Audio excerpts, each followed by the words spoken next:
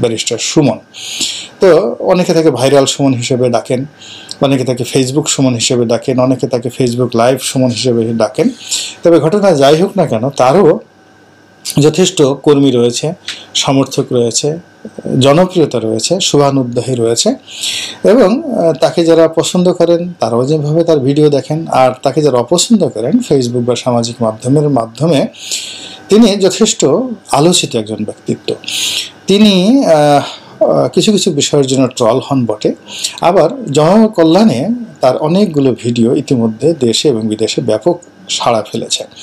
এবং তিনি যতটা সাহস নিয়ে অনেক প্রভাবশালী, কেউ তাদেরকে হয়তো গডফাদার বলেন, কেউ হয়তো তাদেরকে আইন শৃঙ্খলার ঊর্ধ্বে একেবারে অন্যরকম মানুষ ভাবেন, যারা সাধারণত দেশের কোনো আইন কানুনকে পরোয়া করেন না। তো সেই সমস্ত মানুষের নানা রকম কর্মকাণ্ড নিয়ে তিনি অনেকগুলো ভিডিও করেছেন এবং সেগুলো রীতিমতো ভাইরাল হয়েছে। তিনি অনেকগুলো আলোচিত মামলা করেছেন, যে মামলা তিনি বাদী হিসেবে হাইকোর্টে গিয়েছেন, নিম্ন আদালতে গিয়েছেন, এবং আপনাদের মনে আছে যে ফেনীর সেই যে বিখ্যাত ওসির আইসিটি একটা মামলা করে তাকে জেল খাটানো, এরপর দুর্নীতি দমন কমিশনে তিনি একাধিক অভিযোগ করেছেন এবং সেটার পক্ষে তিনি হাইকোর্টে মামলা করেছেন। সরকার দলীয় একজন সংসদ সদস্যের বিরুদ্ধে তিনি বক্তব্য দিয়েছেন, বসুন্ধরা গ্রুপের বিরুদ্ধে তিনি বক্তব্য দিয়েছেন। এরপর সাকিব আল হাসান সম্পর্কে তিনি অনেক বক্তব্য দিয়েছেন, বাফুফের সম্পর্কে, বাংলাদেশ ফুটবল ফেডারেশন সম্পর্কে অনেক বক্তব্য দিয়েছেন। এই কারণে তিনি বেশ আলোচিত, এবং তার সেই যে বিভিন্ন রকম ভিডিওর কারণে তিনি কখনোই তার প্রতিপক্ষ বা তার দ্বারা যারা ক্ষতিগ্রস্ত হয়েছে তাদের দ্বারা কখনো আঘাতপ্রাপ্ত হননি। কিন্তু অতি সম্প্রতি তিনি সাকিব আল হাসানের বিরুদ্ধে যে ভিডিওটি করেছেন, এটির ফলে তিনি একটি 5 তারকা হোটেলে সাকিব আল হাসান কর্তৃক অপমানিত এবং লাঞ্ছিত হয়েছেন বলে তিনি আবার আরেকটি ভিডিও করেছেন, এবং সেই ভিডিওটি বেশ ভাইরাল হয়েছে। ফলে এখন বাংলাদেশে যুগপৎভাবে অনেকগুলো বিষয় দুর্মূল্যের বাজারে বেশ ভাইরাল আকার ধারণ করেছে। 1 নম্বর হলো আরাফ খানের সাথে সোনার দোকানের সঙ্গে ঊর্ধ্বতন পুলিশ কর্মকর্তাদের সংযুক্তি। ঊর্ধ্বতন পুলিশ কর্মকর্তাদের সংযুক্তির সূত্র ধরে পুলিশের একটি বিরাট অংশ এখন এই মুহূর্তে সেটিকে ম্যাটারালাইজ করার চেষ্টা করছে, এবং তার সঙ্গে বাংলাদেশের কয়েকটি পত্রপত্রিকা এবং গণমাধ্যম একাত্মতা প্রকাশ করে এগুলো নিয়ে রীতিমতো প্রতিদিন লিড নিউজ তৈরি করছে। মনে হচ্ছে বাংলাদেশের গণতন্ত্র, বাংলাদেশের ভোটাধিকার, বাংলাদেশের অভাব অভিযোগ, বাংলাদেশের যত রকম দুষ্ট চক্র রয়েছে সবগুলো দুষ্ট চক্রকে কবরে পাঠিয়ে এই মুহূর্তে দুবাইতে যে একটা সোনার দোকান উদ্বোধন করা হয়েছে, এর চাইতে বড় কোনো গুরুত্বপূর্ণ খবর নেই। যদি সেই সোনার দোকানের যে উদ্যোক্তা আরাফ খান, তার বিরুদ্ধে কোনো ব্যবস্থা নেওয়া হয়, তাকে গ্রেপ্তারের জন্য যদি সরকারের পক্ষ থেকে একটু হুলস্থুল করা হয়, তাহলে ধরে নিতে হবে যে 2014 সনের নির্বাচন বা 2018 সনের যে নির্বাচন বা বাংলাদেশের যে গণতন্ত্র হত্যা কিংবা বাংলাদেশে শাসন ব্যবস্থা নিয়ে দেশ বিদেশে যে বিশ্রী রকম বদনাম রয়েছে, এই সকল বদনামের উপরে বিরাট একটি সাইনবোর্ড লেগে যাবে যে না, এখানে আইন আছে, কানুন আছে, শৃঙ্খলা আছে। তা না হলে দুবাইয়ের মতো জায়গাতে এরকম একটা ঘটনা ঘটলো, সেটি নিয়ে কেন এত হই হুল্লোড় হচ্ছে। দ্বিতীয়ত, বাংলাদেশের অনেক গুরুত্বপূর্ণ ব্যক্তি, বিদগ্ধ ব্যক্তি রয়েছেন। ডক্টর মোহাম্মদ ইউনূসের মতো লোক রয়েছেন, জাফরুল্লাহ চৌধুরীর মতো লোক রয়েছেন, এখানে তোফায়েল আহমেদ সাহেবের মতো লোক রয়েছেন, মির্জা ফখরুল ইসলাম সাহেবের মতো লোকজন রয়েছেন, আরও অনেক শত শত লোকজন রয়েছেন, বিভিন্ন শ্রেণী পেশা, সাংবাদিক, সাহিত্যিক, বুদ্ধিজীবী। তাদের কোনো কর্মকাণ্ড, তাদের কোনো কথাবার্তা, তাদের কোনো বক্তৃতা বা বিবৃতি আমাদের দেশে সংবাদের শিরোনাম হয় না, ভাইরাল হয় না।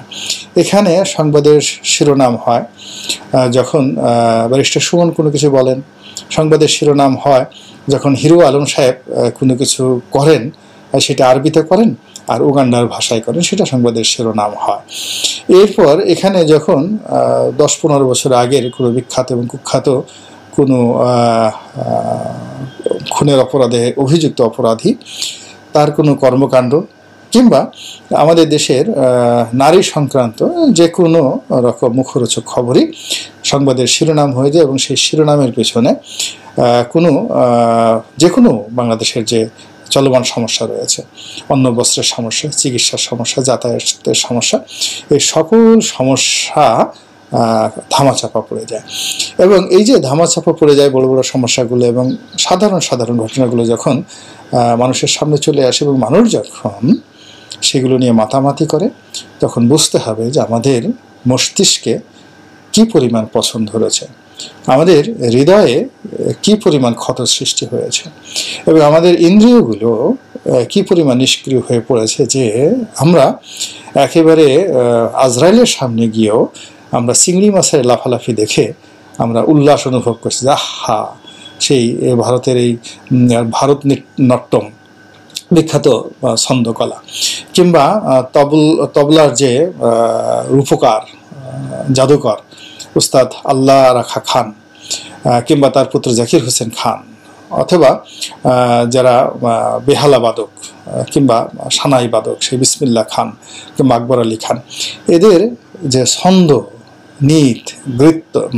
নৃত্য, গীত, তার যে ছন্দ, সব কিছু অতিক্রম করে যখন আমাদের দৃষ্টিতে মনে হয় যে একটি চিংড়ি মাছ পানি থেকে তোলার পর সে যেভাবে একটি ছটফটানি দেয়, এবং এটিকে যখন আমরা সব নৃত্যের, উদয়শঙ্করী নৃত্যের সাথে এই নৃত্যকে আমাদের উত্তম মনে হয়, কিংবা সেই চিংড়ির নৃত্যের সময় যে শব্দ হয়, সেই শব্দ যখন তৃপ্তির মিত্রের নাটকের চাইতে গুরুত্বপূর্ণ মনে হয়, তখন বুঝতে হবে যে কবরে যেতে আমাদের আর বেশি দেরি নাই। আল্লাহ আমাদের সবাইকে হেদায়েত দান করুন আর হেফাজত করুন। আসসালামু আলাইকুম ওয়া রাহমাতুল্লাহি ওয়া বারাকাতুহু। সম্মানিত দর্শক, ডক্টর মোহাম্মদ ইউনূসের সরকারের হাল হকিকত কি? এই সরকার কতদিন টিকবে, কিংবা এই সরকার কতদিন ক্ষমতায় থাকতে চায়? সামনে যে নির্বাচনের কথা বলা হচ্ছে, সরকার কি আসলে আন্তরিকভাবে সে নির্বাচন দিতে চাচ্ছে?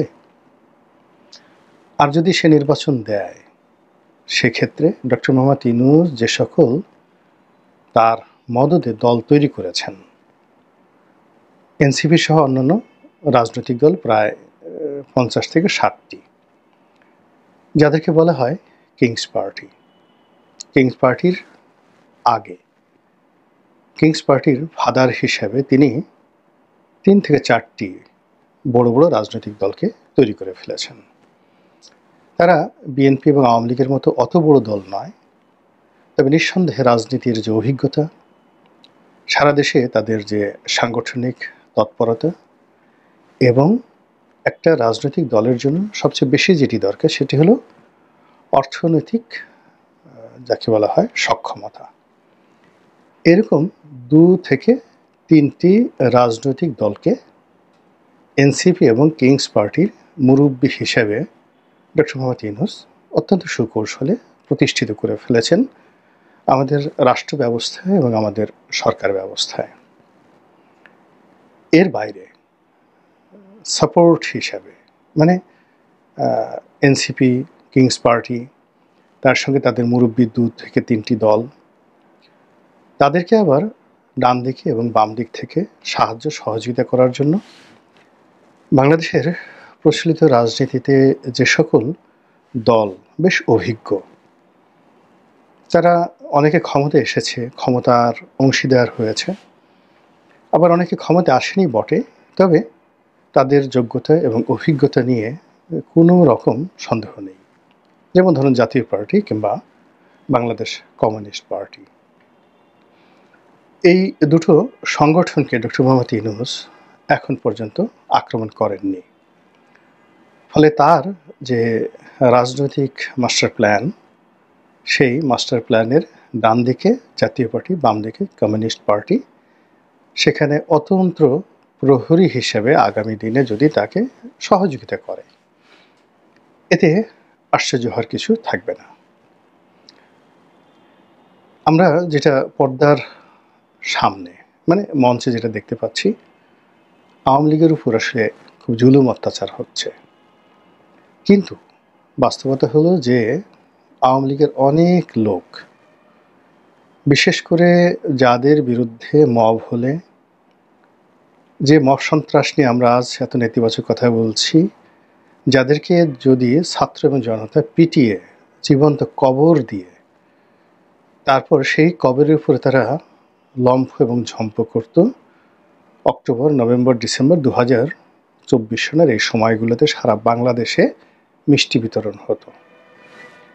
এরকম বিতর্কিত, দুর্নীতিবাজ এবং যারা দেশের শত্রু, তারা যে কিভাবে সীমান্ত পাড়ি দিয়ে সারা দুনিয়াতে ছড়িয়ে পড়েছে, যা কিনা আমাদের পুরো রাজনৈতিক অঙ্গনকে অস্থির করে তুলেছে।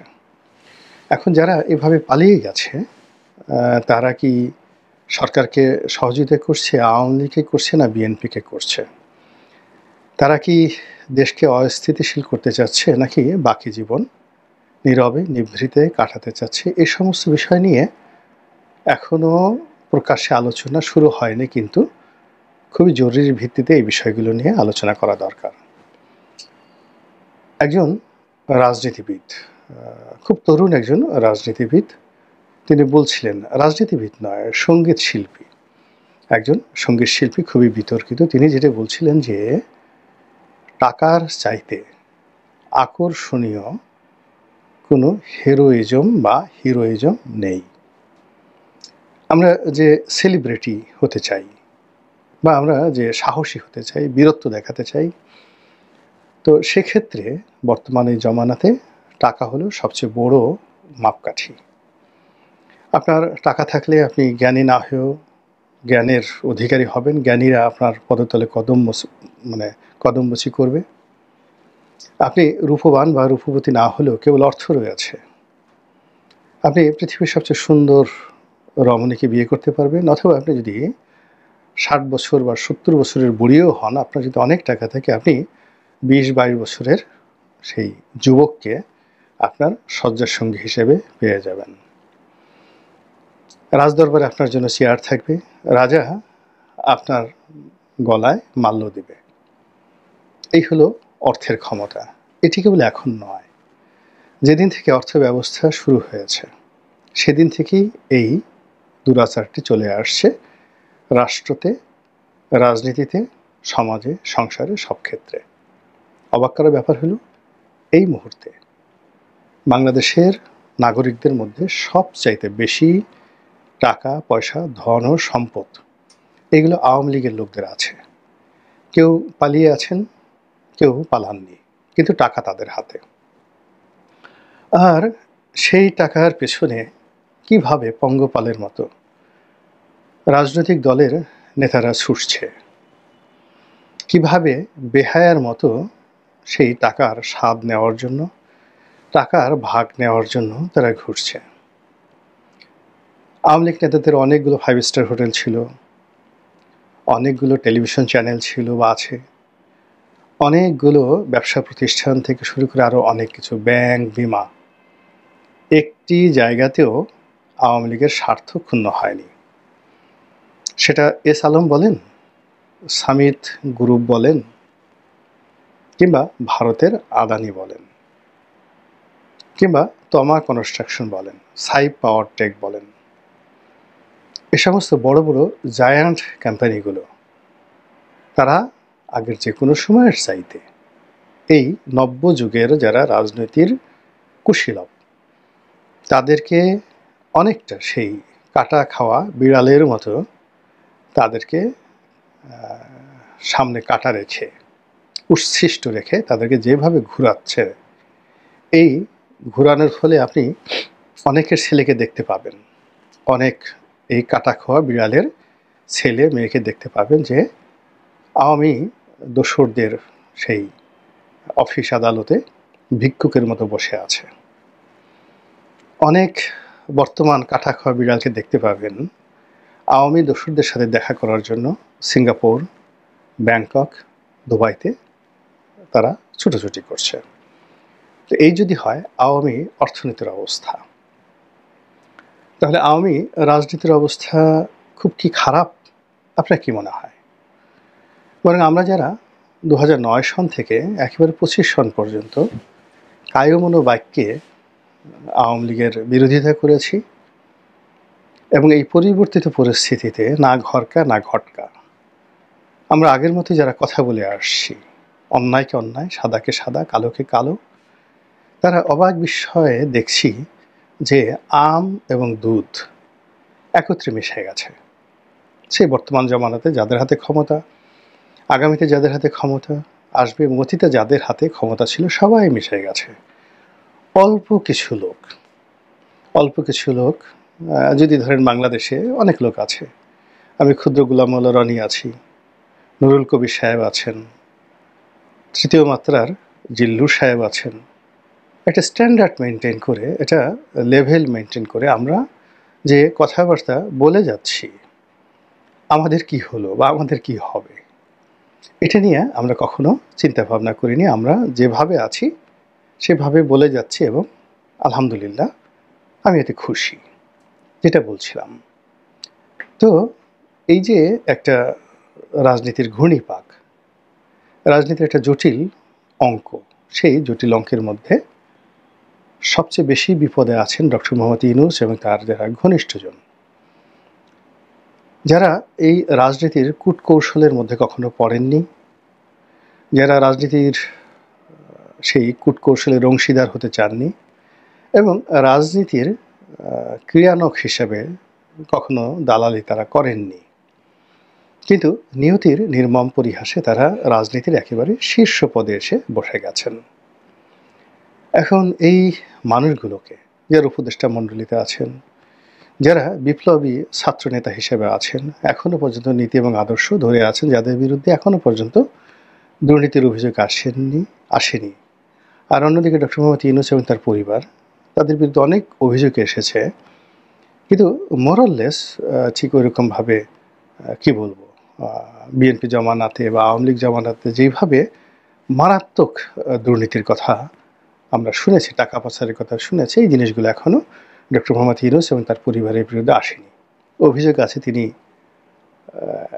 একটা লাইসেন্স নিয়েছেন বিশ্ববিদ্যালয়ের। আচ্ছা, ঠিক আছে, আওয়ামী লীগ জমানাতে, বিএনপি জমানাতে অনেক অশিক্ষিত লোকজন 8 পাশে করেনি, তারাও বিশ্ববিদ্যালয়ের ট্রাস্টি বোর্ডের চেয়ারম্যান হয়েছেন, বড় বড় বিশ্ববিদ্যালয়ের মালিক হয়েছেন। তো সেক্ষেত্রে ডক্টর মোহাম্মদ ইউনূস যদি একটা বিশ্ববিদ্যালয়ের মালিক হন বা লাইসেন্স নেন, ক্ষতি কি বলেন তো? তিনি ম্যান পাওয়ারের লাইসেন্স নিয়েছেন, ভালো কথা। তো অন্য 10 জনে যদি পেতে পারে, তিনিও তো পেতে পারেন। এখানে তো বাধা নেই যে তিনি নিতে পারবেন না। আপনি বলতে পারেন যে ওই রাষ্ট্রীয় পদ পদবিতে থেকে তার এটা সাজে না। শেখ হাসিনা বেগম খালেদা জিয়া তো এই কাজ করেননি, ভালো কথা। শেখ হাসিনা বেগম খালেদা জিয়া তারা পদে থেকে কাজ করেননি, কিন্তু সালমান এফ রহমান কী করেছেন, তারপর আনিসুল হক কী করেছেন, এস আলম কী করেছেন, তারা কি শেখ হাসিনার অজ্ঞাতে কাজগুলো করেছেন? বেগম খালেদা জিয়ার কথা যদি ধরেন, এরকম বিশাল, আপনি মোর্শেদ খানের কথা চিন্তা করতে পারেন, আরও অনেকের কথা আপনি বলতে পারেন, শত শত মানুষ। তো যাদের বিরুদ্ধে দুর্নীতি দমন কমিশনের অভিযোগ সারা বাংলাদেশে, মানে যদি বলা হয় যে সত্যিকার অর্থে robotic, mathematic and collective corrupted লোক কোন দলে বেশি, আপনি দেখবেন যে তারাই এখন এই সমাজে দাপট চালাচ্ছে। তো এই দিক থেকে ডক্টর মোহাম্মদ ইউনূসের যে আন্ডা বাচ্চা ডাল পালা আত্মীয় স্বজন, তারা এখন পর্যন্ত এই গত 10 মাসে ওভাবে দেশের টাকা পাচার করা, টেন্ডারবাজি করা, দুর্নীতি করা, এগুলোর মধ্যে এইভাবে জড়াননি। 2-4 জন উপদেষ্টার এপিএস বা উপদেষ্টাদের বিরুদ্ধে অভিযোগ আসছে এই পর্যন্ত। তো তারপরেও আমরা ডক্টর মোহাম্মদ ইউনূসের ব্যাপারে অধৈর্য হয়ে পড়েছি। তার সম্পর্কে যে কোনো নেতিবাচক কথা শোনার জন্য আমাদের মন উথাল পাথাল করে, এবং এটা আমাদের একটা অভ্যাস।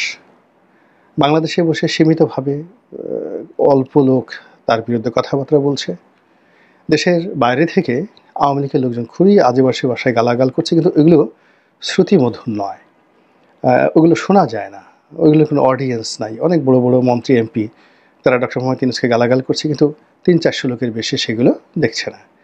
কিন্তু যারা মানে বলতে পারেন এবং যাদের অডিয়েন্স আছে, দর্শক আছে, তো তাদের মধ্যে কলকাতার অনেকগুলো বাংলা মিডিয়া রয়েছে, তারপরে ইংরেজি মিডিয়া রয়েছে, দিল্লির অনেকগুলো মিডিয়া রয়েছে। তারা ডক্টর মোহাম্মদ ইউনূসের সর্বনাশ ঘটানোর জন্য, তার বিরুদ্ধে যত অপপ্রচার রয়েছে সেই অপপ্রচার করার জন্য প্রাণান্ত চেষ্টা তারা চালিয়ে যাচ্ছে এবং ডক্টর মোহাম্মদ ইউনূস এই বেচারাকে একেবারে অসহায় বানিয়ে ফেলেছে। এখন ডক্টর মোহাম্মদ ইউনূসের পক্ষে কথা বলার জন্য সবেধন নীলমণি 2-3 জন লোক আছে দেশের বাইরে। তো এখন 18 কোটি মানুষ, তো 18 কোটি মানুষের মধ্যে একজন ইউটিউবার যদি 4-5 লাখ 6-7 লাখ লোককে একই কথা বারবার বলে এবং দর্শক ওই 4-5 লাখই, এর বাইরে আর দর্শক যায় না। এই 4-5 লোকের মধ্যে মানে ইনফ্লুয়েন্সিয়াল সিদ্ধান্ত নিতে পারে এরকম লোক 1%ও নেই। সব বিলো ক্যাটাগরির যারা মানে ওই যাত্রা গান দেখে, খ্যামটা নাচ দেখে, এই ধরনের দর্শক শ্রোতাদেরকে ইনফ্লুয়েন্স করার মতো কিছু ডক্টর মোহাম্মদ ইউনূসের মেন্টর রয়েছেন দেশের বাইরে। তো সেটা দিয়ে আসলে কাজের কাজ হচ্ছে না। মানুষের বুদ্ধিবৃত্তিক যে জায়গা, সেই জায়গাতে ডক্টর মোহাম্মদ ইউনূসের জন্য একটি জায়গা তৈরি করার জন্যে এখনো পর্যন্ত তার কোনো সপক্ষ শক্তি দাঁড়ায়নি দেশের বাইরে। ধরুন প্রথম আলো কিংবা ডেইলি স্টার কিংবা ধরুন নুরুল কবির সাহেবের নিউ এজ কিংবা ধরুন মানব জমিনের মতিউর রহমান সাহেব কিংবা জিল্লুর রহমান। তো এই মানুষগুলো যদি জাস্ট একটা কথা বলেন, তার দর্শক যদি মাত্র 100 জন হয়, এটার যে গুরুত্ব এবং এটার যে ওজন, তো সেক্ষেত্রে খুল্লাম যারা কথাবার্তা বলেন তারা যদি 1 কোটি লোকের মধ্যেও তাদের সেই খিস্তি খাও কারো পক্ষে বা বিপক্ষে পৌঁছে দেন, ওটার সমান গুরুত্ব পায় না। বোঝার চেষ্টা করুন, যদি এক পাল্লায় আপনি 1 রতি বা 1 ভরি স্বর্ণ রাখেন, খুবই অল্প, আর অন্য পাল্লায় যদি সোনা তামা সেটা যদি কয়েক মণ রাখেন, ওজন যাই হোক না কেন মূল্য কিন্তু সমান হয় না। তো তদ্রূপ সমাজে যারাই রাজনীতি করেছেন, রাজনীতিতে টিকেছেন এবং বড় হয়েছেন, তারা ওইভাবে যাদের কথার গুরুত্ব রয়েছে তাদেরকে পাশে রাখার চেষ্টা করেছেন। জিয়াউর রহমান বলেন, বঙ্গবন্ধু বলেন, এরশাদ বলেন, এরশাদ প্রাণান্ত চেষ্টা করে বুদ্ধিজীবীদেরকে তার পক্ষে রেখেছিলেন। তার সঙ্গে সৈয়দ আলিয়া হাসান সাহেব ছিলেন, অধ্যাপক বারী ছিলেন, কবি শামসুর রহমান সাহেব ছিলেন, আরও অনেক বিখ্যাত মানুষদেরকে তিনি তার পাশে রেখেছেন এবং তিনি অত্যন্ত সফলভাবে তার সুকর্মগুলোকে তুলে ধরতে পেরেছিলেন, কুকর্মগুলোকে আড়াল করতে পেরেছিলেন। তো যেটা বলছিলাম যে ডক্টর মোহাম্মদ ইউনূসের সেই অবস্থা না থাকার কারণে কলকাতার যে সকল প্রচার যন্ত্র রয়েছে তারা অনবরত তাকে বরখাস্ত করছে, তাকে ছুটি দিচ্ছে, তার বিদায়ের ঘণ্টা বাজাচ্ছে, তার জায়গায় শেখ হাসিনাকে বসাচ্ছে। আর নিত্য নতুন মানে সে গুজব কি, আপনি কলকাতাতে যে সমস্ত লোকজন রয়েছেন দেখতে শুনতে মনে হয় যেন তারা একেবারে নরেন্দ্র মোদীর টিচার বা দিল্লি বিশ্ববিদ্যালয়ের ভাইস চ্যান্সেলর, এরকম সিরিয়াসলি ভাবে মানে অনবরত এইভাবে মিথ্যা কথা বলে যাচ্ছেন যেগুলো শোনা যায় না। কিন্তু বাস্তবতা হলো তাদের সেই কথা অভিব্যক্তির কারণে, যুক্তির কারণে, তারপরে উপস্থাপনার কারণে অনেকের কাছে বিশ্বাসযোগ্য হয়ে পড়ছে। আর যখন ডক্টর মোহাম্মদ ইউনূসের কর্মকাণ্ড সম্পর্কে মানুষের এরকম সন্দেহ তৈরি হচ্ছে, ধীরে ধীরে এটি প্রশাসন বলেন, রাষ্ট্রযন্ত্র বলেন, জনগণের সমর্থন বলেন, সব জায়গাতে একটা দূরত্ব তৈরি করে ফেলছে, যা কিনা আমাদের রাষ্ট্রের যে অগ্রযাত্রা, সেই অগ্রযাত্রার জন্য একটা বিরাট হুমকি। আল্লাহ আমাদের সবাইকে হেদায়েত দান করুন এবং হেফাজত করুন। আসসালামু আলাইকুম ওয়া রাহমাতুল্লাহি ওয়া বারাকাতুহু।